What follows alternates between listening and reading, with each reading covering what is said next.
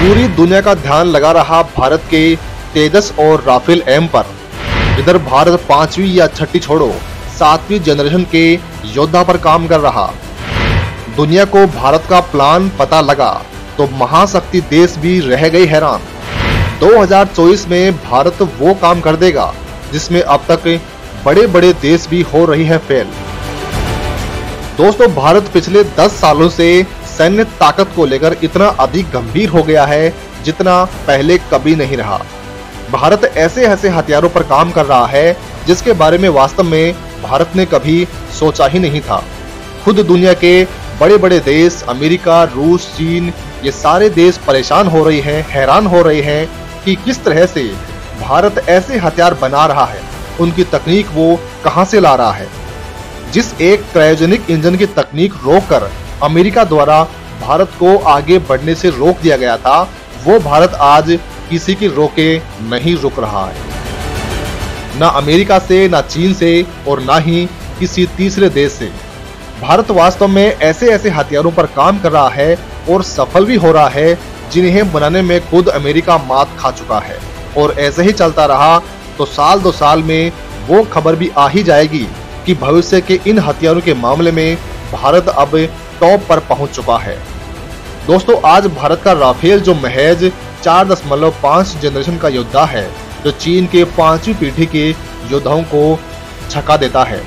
अगर भारत यहाँ पर 7वीं पीढ़ी का योद्धा उतार दे तो सोचिए दुश्मनों का क्या हाल होगा। दोस्तों, कुछ ऐसे ही बड़ी प्लानिंग पर काम कर रहे हैं भारत के वैज्ञानिक। आज हम आपको एक ऐसे हथियार के बारे में बताने वाले हैं जिसकी बदौलत भारत दुनिया के सारे देशों से आगे निकल चुका है और इस मामले में भारत टॉप पर पहुंच चुका है। दोस्तों, इस हथियार की ताकत और खूबियां जानकर खुद आप भी हैरान रह जाएंगे। तेजस या एम का छोड़ो, भविष्य का लड़ाका हो रहा है रेडी। दुनिया की पहली ऐसी तकनीक का इस्तेमाल करेगा भारत जिसका इस्तेमाल आज तक किसी विमान में नहीं हुआ। दोस्तों, भारतीय वैज्ञानिक एक ऐसे हथियार का निर्माण कर रहे हैं जिसकी तकनीक बिल्कुल यूनिक है। इसकी टेक्नोलॉजी अभी तक दुनिया के किसी भी देश के पास मौजूद नहीं है। दोस्तों, दुनिया के सभी ताकतवर देश इस समय 5वीं पीढ़ी के लड़ाकू विमान को तैयार कर रहे हैं। हालांकि कई देशों के पास में ये तकनीक पहले से मौजूद है, जैसे चीन, अमेरिका, रूस। भारत 5वीं जनरेशन के लड़ाकू विमान एम का मार्क 1 को तैयार कर रहा है। जल्द ही यह हिंदुस्तान के आसमान में उड़ान भरता हुआ दिखाई देगा। दावा किया जा रहा है कि एम का मार्क 2 जो एम का 1 के बाद आएगा, उसमें 6ठी जनरेशन की टेक्नोलॉजी का इस्तेमाल किया जाएगा। लेकिन हम आपको ये कहें कि भारतीय वैज्ञानिकों ने 7वीं जनरेशन लड़ाकू विमान टेक्नोलॉजी पर भी काम करना शुरू कर दिया है, तो निश्चित तौर पर आप हैरान हो जाएंगे और आपको यकीन नहीं होगा, लेकिन ये बात पूरी तरह से सच है। दोस्तों, आज के इस वीडियो में हम भारत के इसी लड़ाकू विमान के बारे में बात करने वाले हैं। तो दोस्तों, भारत के DRDO की एक शाखा NDA यानी एरोनॉटिकल डेवलपमेंट एस्टेब्लिशमेंट के वैज्ञानिकों ने कुछ महीने पहले एक टेंडर जारी किया था जिसमें कहा गया था कि हमें ऐसे विंड टनल मॉडल की जरूरत है जिसकी IIT कानपुर में मौजूद नेशनल टनल टेस्ट में टेस्टिंग की जाएगी। जिस समय ये खबर सामने आई, उसी समय से भारत के फ्यूचर फाइटर जेट को लेकर दुनिया भर में चर्चाएं तेज हो गई, क्योंकि ये बात तो निश्चित थी कि यहाँ पर भारत एम का फाइटर जेट की टेस्टिंग नहीं कर रहा था। और उसी समय दावा किया गया कि भारत एक नए भविष्य के फाइटर जेट फूफा पर भी काम स्टार्ट कर चुका है। फूफा यानी फ्यूचरिस्टिक अनमैन्ड फाइटर एयरक्राफ्ट। तो चलिए दोस्तों, भारत के इस सबसे आधुनिक विमान की जबरदस्त खूबियों के बारे में बात करते हैं।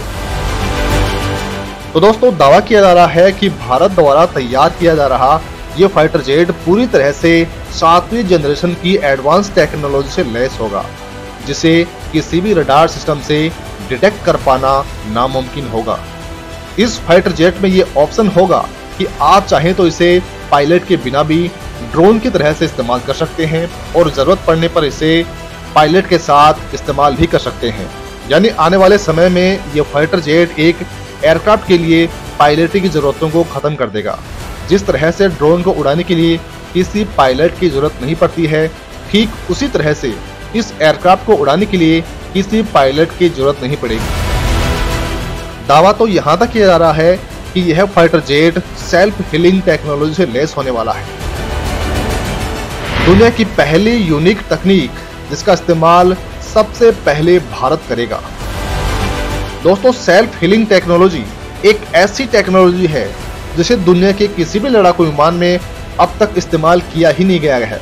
यानी इस मामले में भारत दुनिया का पहला देश बनने वाला है।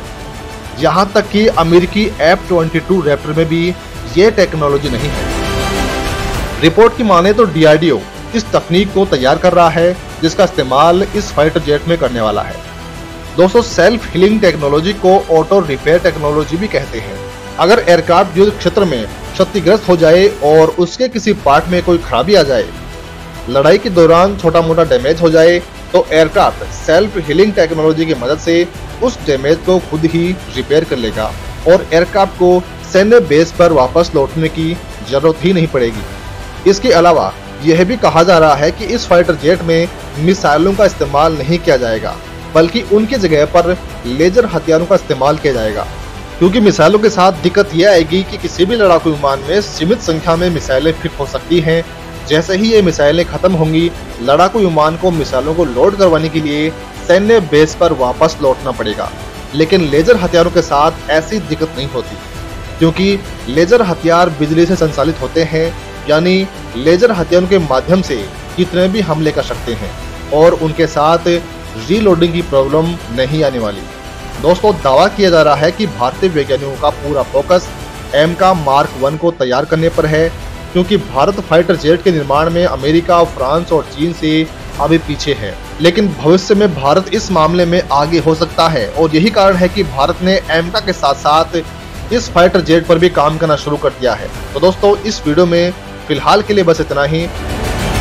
वैसे दोस्तों, आपको क्या लगता है, क्या भारत अपनी खुद की तकनीक से 7वीं पीढ़ी का योद्धा तैयार कर सकता है? आप अपनी राय हमें कमेंट के माध्यम से जरूर बताइएगा।